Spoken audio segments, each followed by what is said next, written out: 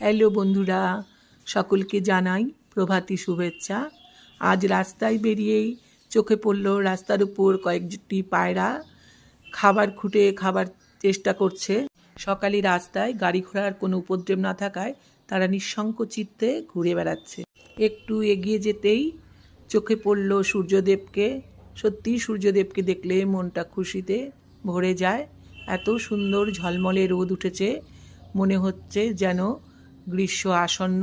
এতদিন কিন্তু শীতের আমেজটা ছিল, আজকে দেখলাম যে না, সেই শীতের আমেজটা কিন্তু এখন নেই। মনে হচ্ছে যেন একটু হালকা হালকা গরম পড়েছে। মাঠে পৌঁছেই নজরে এলো আকাশে পাখিদের অবাধ বিচরণ। একটু পরেই তারা একটু শান্ত নিরিবিলি আস্তানার খোঁজ করবে। তখন এই গাছের ছায়াই হবে এদের নিশ্চিন্ত আশ্রয়স্থল। তোমরা সকলে ভালো থেকো, সুস্থ থেকো। টাটা। আবার দেখা হবে অন্য কোনো ভিডিও নিয়ে।